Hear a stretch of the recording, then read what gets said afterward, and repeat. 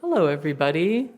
Thank you for joining us at Lunch Poems. My name is Violet Spurlock. I'm the graduate student coordinator of this series. I'm excited to welcome you here today to hear the poems of Tonya M. Foster. I'm going to invite the organizer of the series, Professor Jeffrey G. O'Brien, to introduce Tonya in a moment, but first I'd like to make a few announcements. Please silence your cell phones so that we're not disrupted during the reading.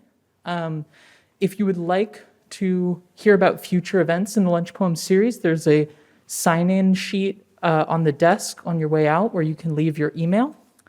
And I'd also like to thank contributors to the series, Dr. Tom Colby, the Morrison Library, the Dean of Arts and Humanities, and the English Department, as well as Pegasus Books, who will be selling books after the reading, and Tonya will be happy to sign books and meet you as well. When I come up after the reading, I'll announce our final reading of the season, which will be in May, featuring Brandon Brown. And I'd now like to invite Jeffrey up to introduce Tonya. Thank you.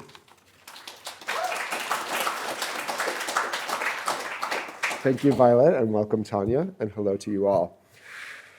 In the notes to her collection, A Swarm of Bees in High Court, Tonya Foster describes the book of poems as, quote, a biography of a life in the day of a particular neighborhood.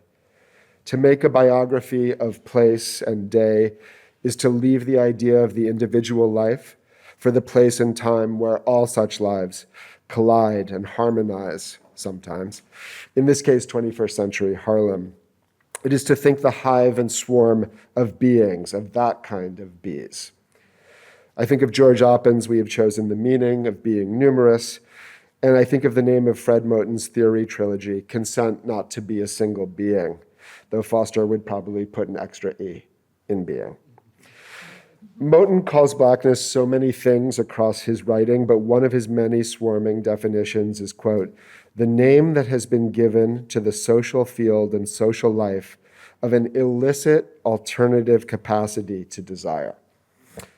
This slant rhymes, I think, with Foster's self-referential line, quote, this poem is the city of faces deserted by we.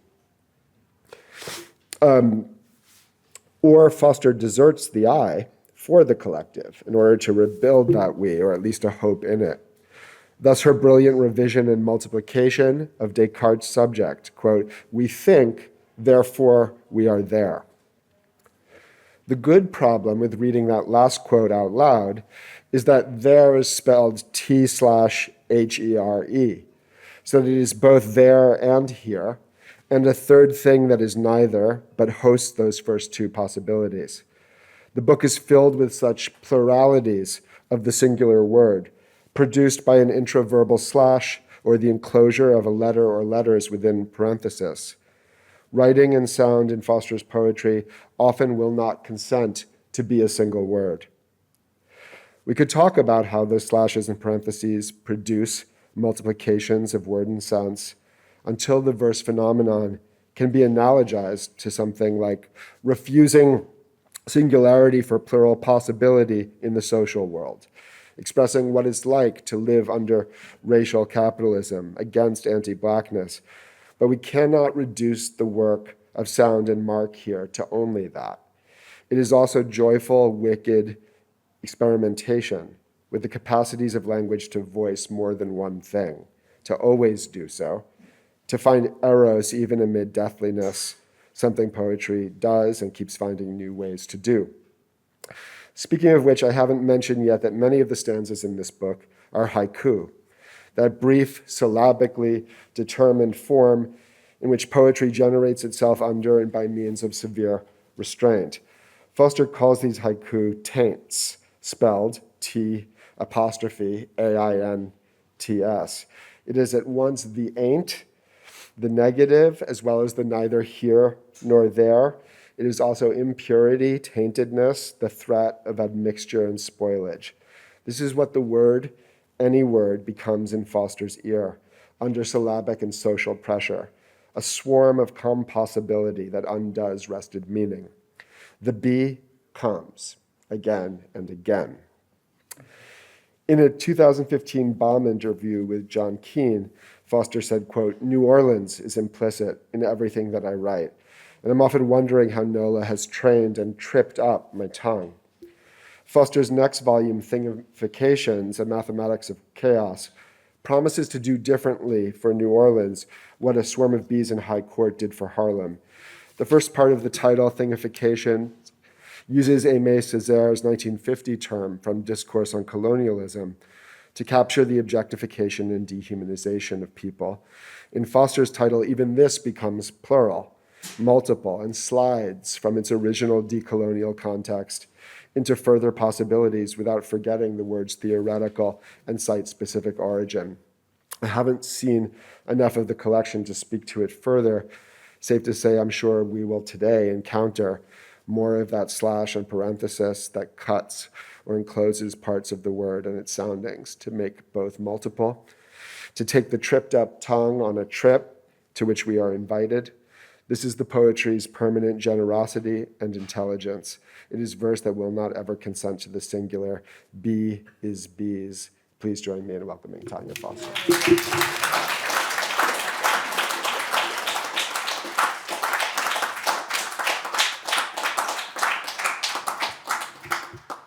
Hi, good people, and bad people, and mediocre people. My apologies for being late. My goal is to be late for my own funeral.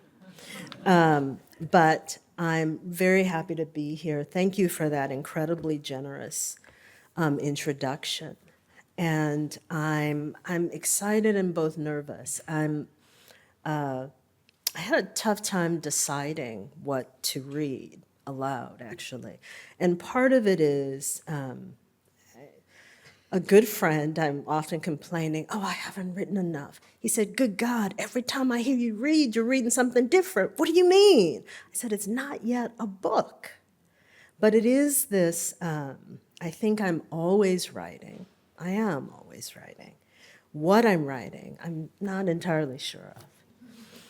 So I'll start with two poems, and then I'll read an unfinished angry poem, and then from an essay. Prologues Eden. They garden the grow in your girly giddy-up. Girl, get up in here. Girl, you crazy. Girl, God don't like ugly. That's the girl, right there, that's the one.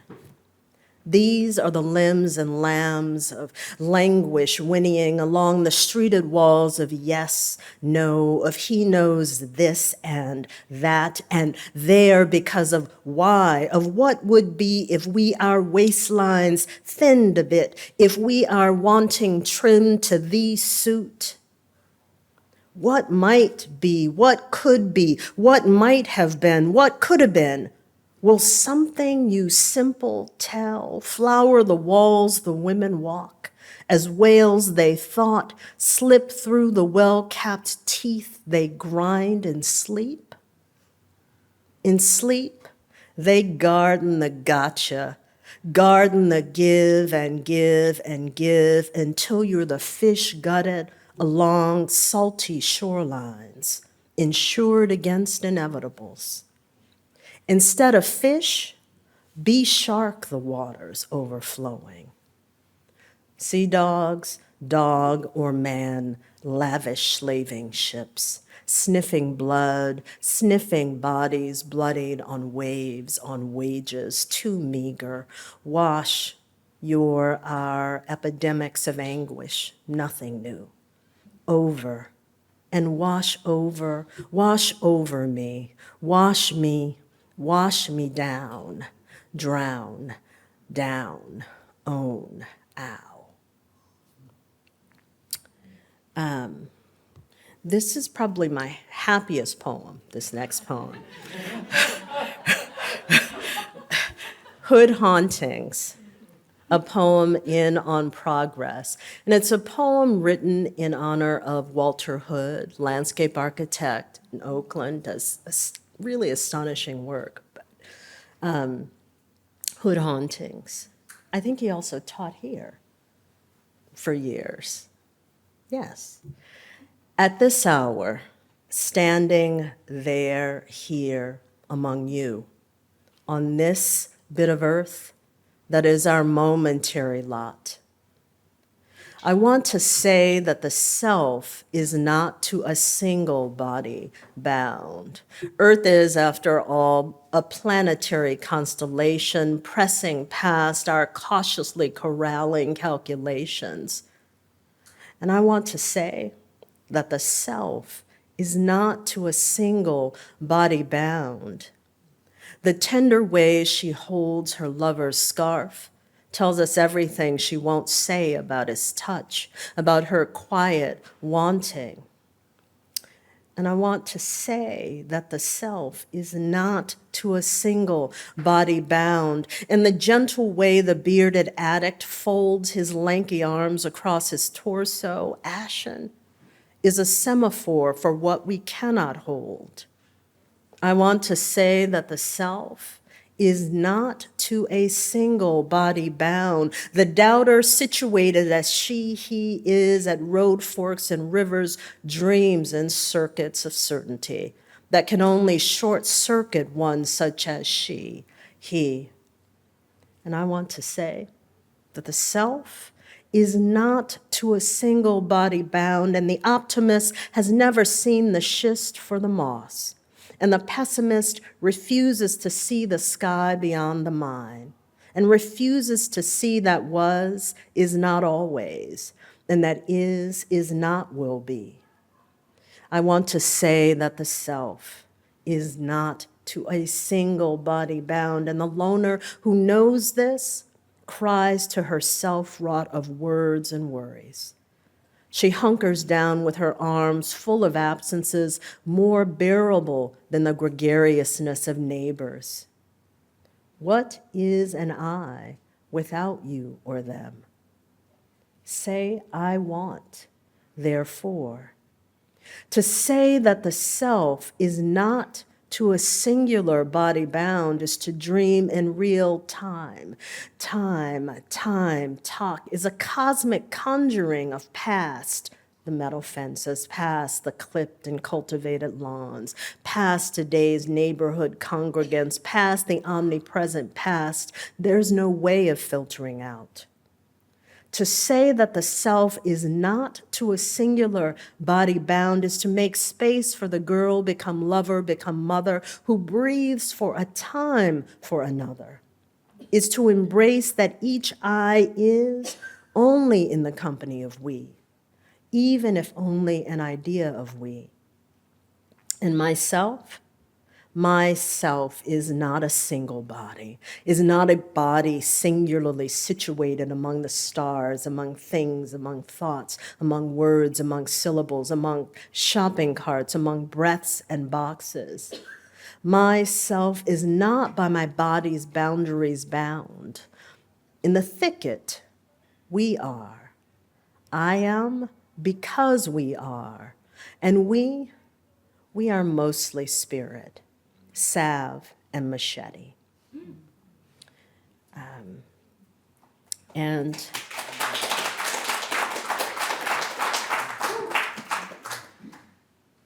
But this is called, this is from something called Parentheticalities, or How I Came to Be.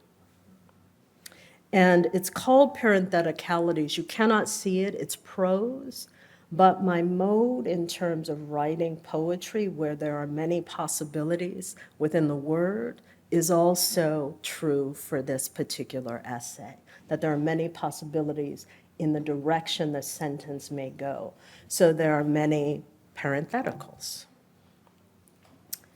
When I first moved to the New York tri-state area after years of living in the flat and minimally sidewalked land of Houston, Texas, an idea of love trounced momentarily MFA pursuits. It was the mid-90s before iPods and the absorbing ubiquity of smartphones, when Sony Walkmans were the technological rage, and I had already been writing and reading with writing in mind for years. In those early, still unemployed stranger days, as we, that socio-temporal collectivity, each eye is forced to inhabit and navigate, mastered the art and technologies of being alone together.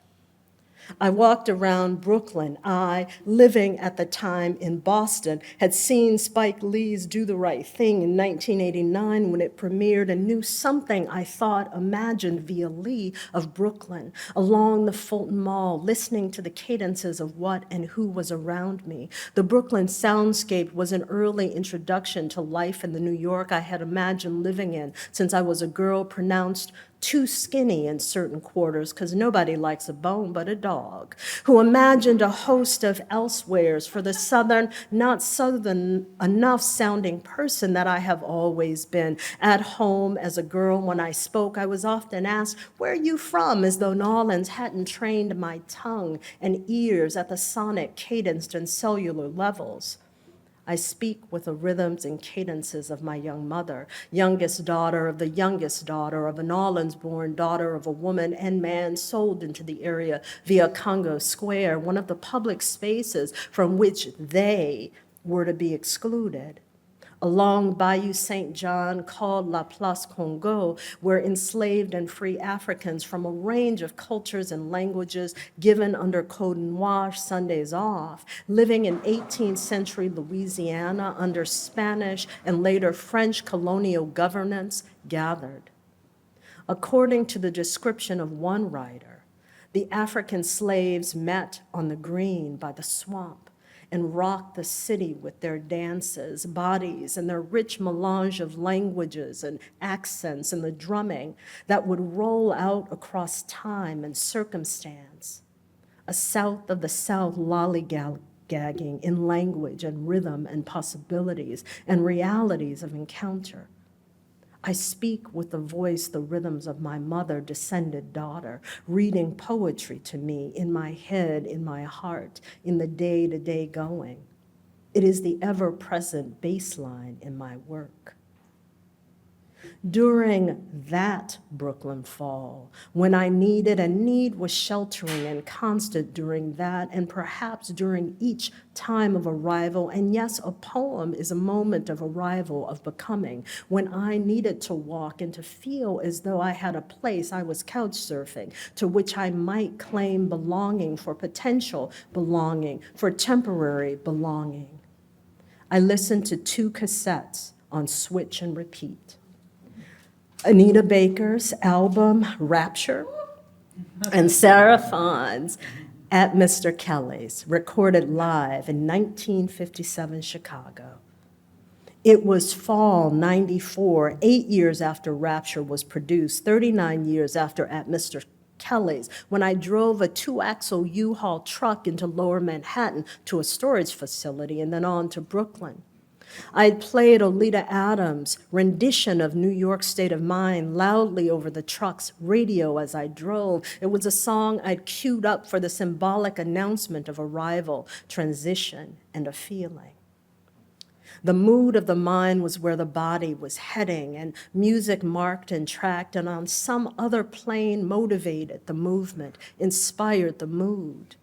There is something of the thought-known, churchified Black Southern Baptist home that Adams' voice intones for me, and that thought-known home with distinct variations courses through the sonic configurations that emerge in Vaughan's and others, and then in Baker's and others' musical renderings. The past is omnipresent and is predictive, possibly, sometimes, of possible futures to be and to suppose. There is as much meaning and feeling in phrasing, in the how and cadence of saying, as there is in the what. It was in October, And I drove I-10 east from Houston to New Orleans with my sister C in the passenger seat. We were pulled over by a Texas state trooper who strode from the back of the car along the passenger side, standing a ways away as he peered through the passenger windows and motioned and yelled his instructions to me. He unlatched the holster to his sidearm as he walked more clearly into view. His hand hovered just above the still holstered gun as he barked his instructions to make the point that I must obey. Non-compliance is a deadly proposition for many. Codes of grammar and speech regulate with remarkable brutality what and who goes where. Codes of conduct are read differently depending on the embodied circumstance.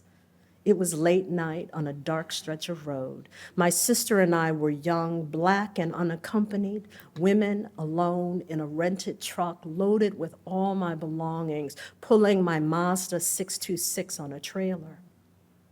Before that moment in our trip, we had been singing along to tunes on the radio, to songs on the cassette player, singing words and tunes we knew by heart, music we learned growing up, tunes that populated the rhythms of our life experiences and expectations.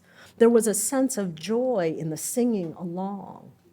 We had been laughing sisters after a protracted day of packing, finally underway. Our laughter, our goodness, our law-abidingness, our unfettered passage from there to here. Now, my mother would say, God kept us. This is grace. Her sense of grace becomes the singular shield, flashing lights, sirens, the threat of an unlatched gun readily accessible. Where are you going? Why? Why now? Why this time of night? As though he needed to justify and explain the wheres, the whens, the whys of our Black existence in that or any space and time on that stretch of highway, I-10. He had motioned for me to get out of the truck, demanded that I climb down and go around the front of the truck to the passenger side, where he stood with his hovering hand and gun, and then walk back with him to his waiting patrol car. My sister, as I looked at her through the windshield in the passenger window, looked horrified, mouthed, "What? What does he want? I don't know what he wanted. I only know what he did because he could." Desire is often the well-heeled daughter of impossibility. He asked to see, though the problem is a matter of the construction of their inner eyes, those eyes with which they, not all the theys, are identifiably white, look through their physical eyes upon reality. Ellison. My license, my car's registration, and the rental agreement for U-Haul. What would this tell, see, or sense him?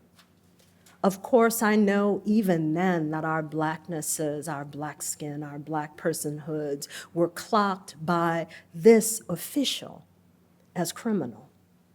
In fact, or always in potential, as always already suspect and suspicious, as not women in the meta-narratives of gendered figures to be protected, as Black women in the narratives of gendered and race figures to be constantly policed, pulled over, questioned.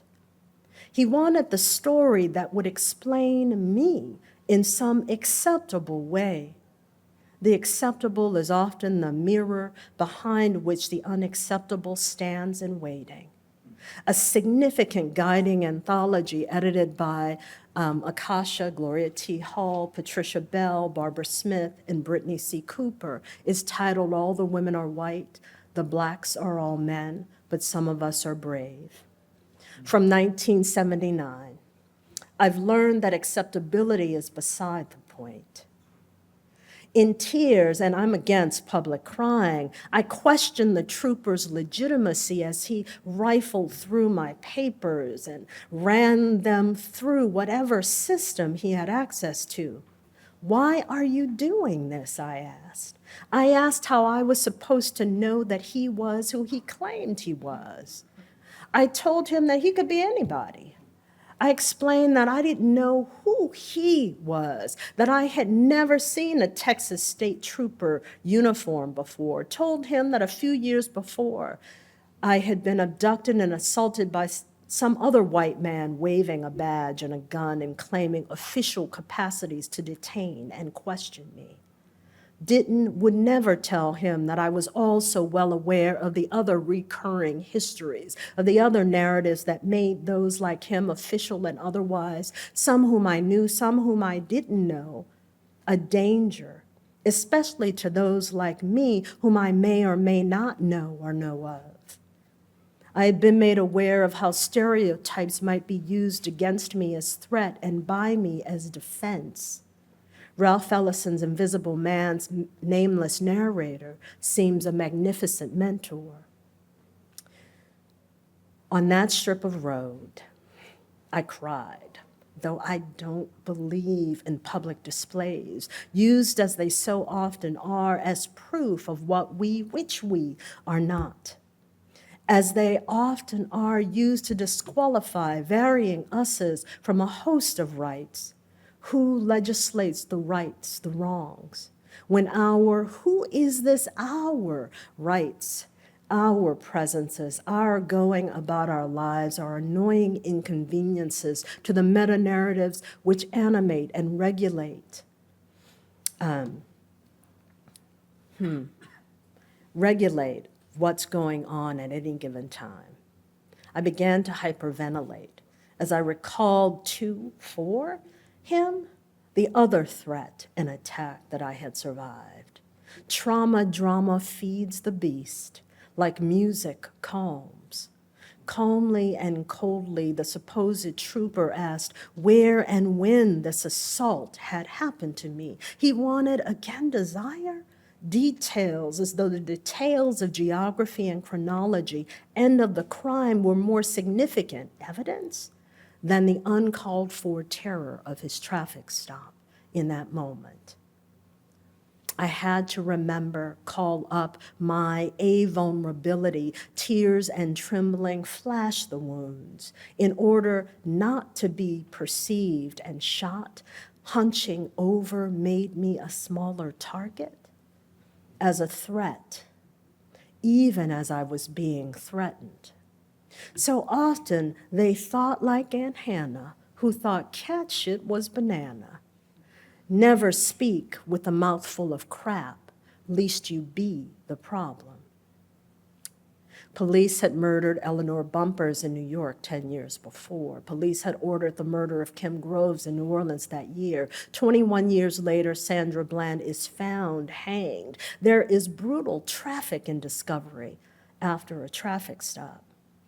Some paths are omnipresent, persistent as endemic viruses. He was going to let me off, he explained. I learned to listen by listening to jazz in classes with Ellis Marcellus, to how words or phrases can be bent like musical notes to signify a myriad of meanings, with a warning. After running my plates and licenses and reading through the U-Haul rental agreement, after taking my time, which he felt he owned, he claimed the trailer that pulled my car hadn't adequately signaled my turns on the interstate, my lane shifts, rationale. I had been driving under the influence. Had I been driving under the influence? No. And yes, I had been driving under the influence of blackness, of white supremacy. In the souls of Black folks, and I'm sorry, I'm just going to finish because I feel like I dove in and I had not anticipated sort of diving in. So, in the souls of Black folks that old time saw, W.E.B. Du Bois describes the Negro as a sort of seventh son, born with a veil and gifted with second sight in this American world, a world which yields him no true self-consciousness and only lets him see himself through the revelation of the other world. It is a peculiar sensation, this double consciousness, this sense of always looking at oneself through the eyes of others, of measuring one's soul by the tape of a world that looks on in amused contempt and pity. One ever feels his two-ness. After this encounter, my and my sister's moods, which had been joyful to be on the road together, shifted. After tears and measured rage, we had to get where we were going.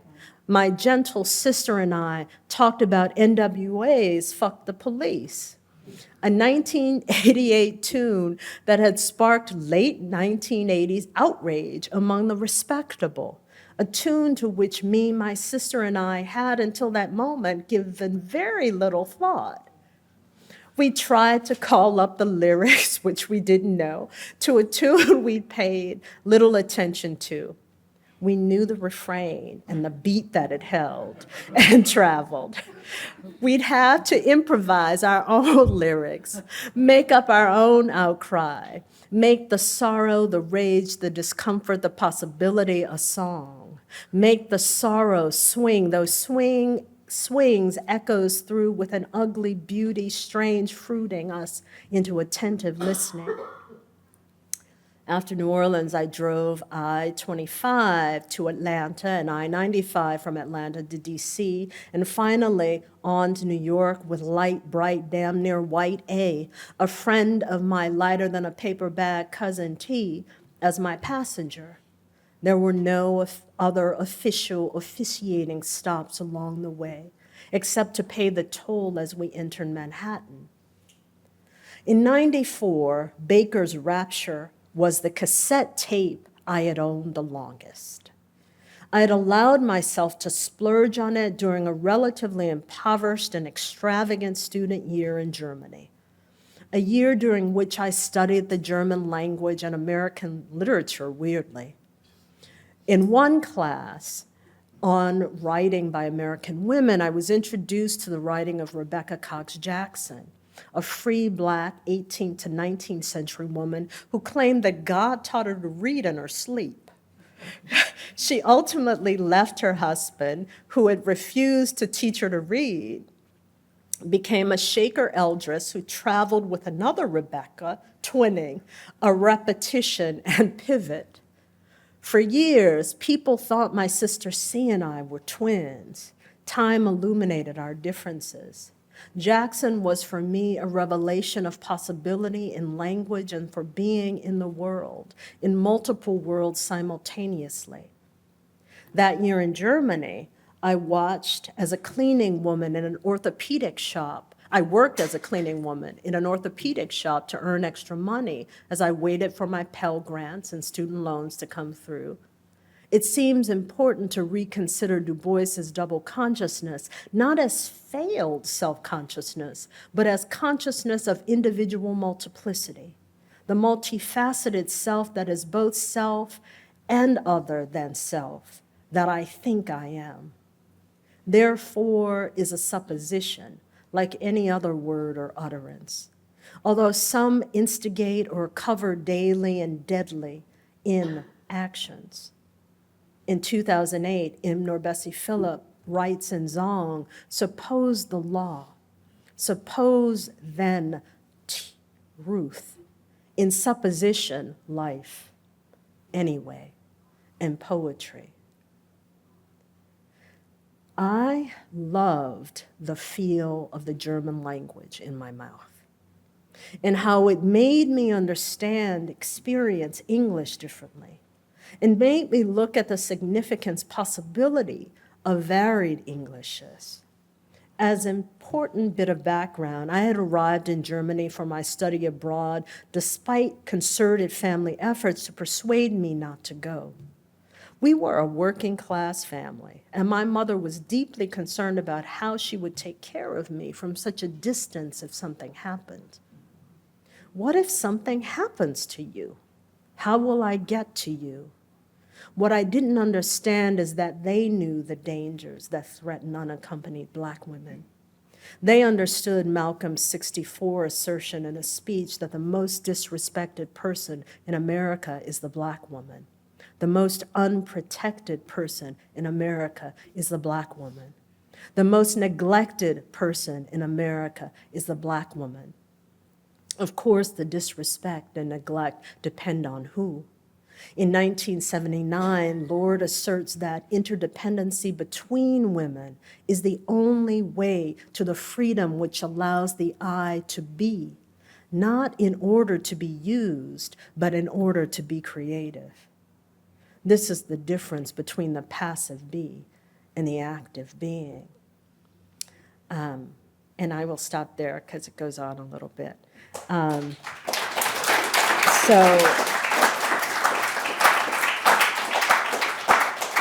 Thank you. I mean, I will say I've never read this essay aloud. And I certainly never that, yeah. So I'm a little sort of stuttering. I forget the things. I have not, there are parts of it yeah. Thank you. I don't want my niece to see. Oh, okay, let's shake this off. And rather than the angry poem, I will read from two things. I'm also doing an essay book, and that's something else. But this is a poem, or this is from an essay, and then I'll read the parts of poetry that are in this essay. But there's something I wrote called Time, Memory, and Living in Shotgun Houses in the South of the South City of New Orleans. Long-ass title. But it's my sense of iteration in that city that I love. So I'll just read two paragraphs, and then I'll go to New Orleans bibliography. Melpomene, melodious, pomade, mellifluous, potent, potion, melt, potentialities, paucity of portions, portend, promises, promenade. 2508 Melpomene was for years the location of the shotgun home of my mother's mother. My father's mother lived across the avenue at the Melpomene Projects, which was officially known as the Gustavo Apartments, although no New Orleanian called the projects by its government name. Melpomene, New Orleanians pronounce it with a long O sound as in old. The final syllable is a lean stress syllable in which the E is long as in mean. Years after I left the city, I know as home, I learned that the conventional and standardized pronunciation of the name of this Greek muse of tragedy is Melpomene, a word that includes 4 syllables instead of New Orleans' 3. Mel as in melodious, po or pa, I guess, as in with an O as in body, me with an E that sounds like the I in which. See, I can't even do it, and it's renowned for me. And a concluding long stress syllable, ni, with an E as in we or free. The muse of tragedy's name means to sing. She is also known as the muse of the chorus. Melpomene, or Melpomene, sits at the juncture of meaning and naming. She signals the deep entanglements of the miseries of tragedy and the majesty of music. She embodies joy and grief, that a significant portion of Melpomene Avenue would later be renamed Martin Luther King Boulevard, is resonant with the implications of the semiotic juncture that is Melpomene. King's sonorous voice signifies possibilities of movement, but also how movement may be violently interrupted, how possibility may be violently muted. And then I'm going to sing for you. New Orleans bibliography.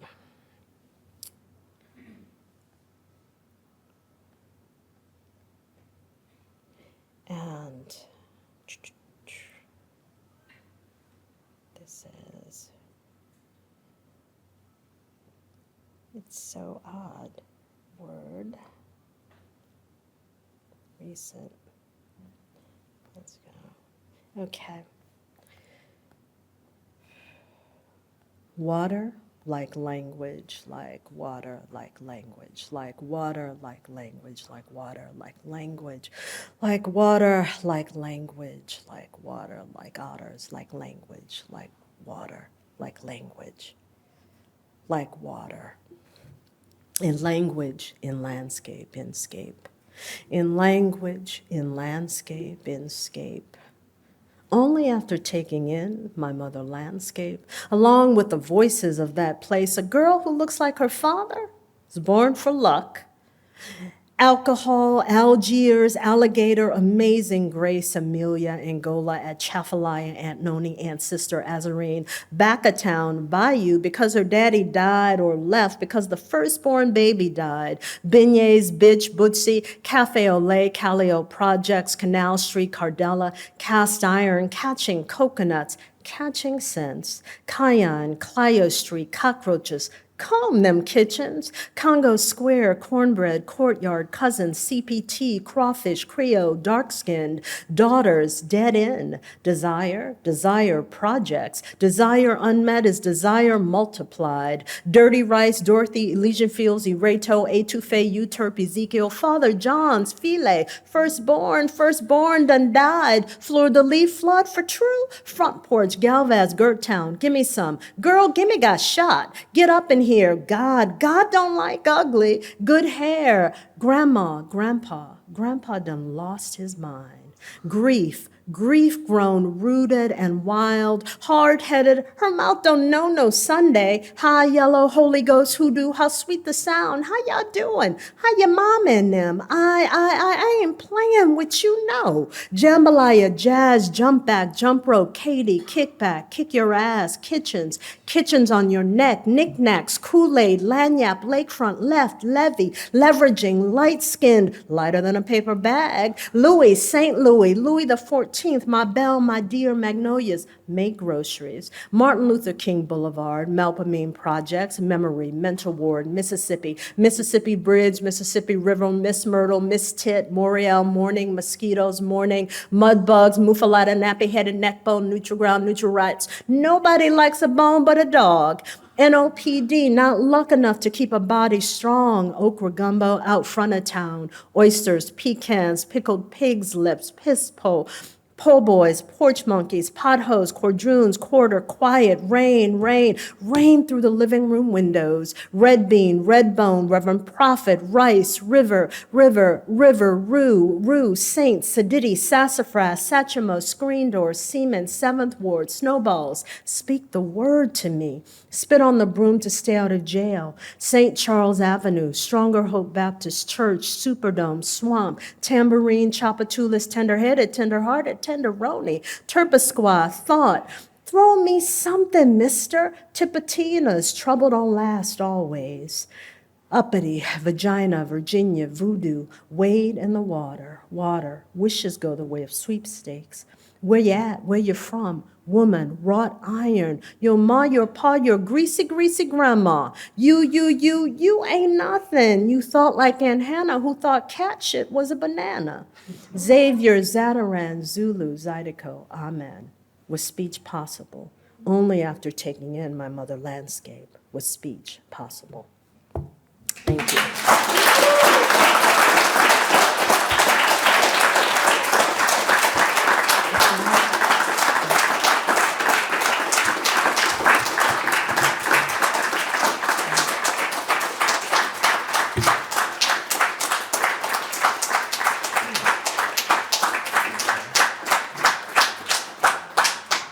Thank you, Tonya, for that phenomenal reading.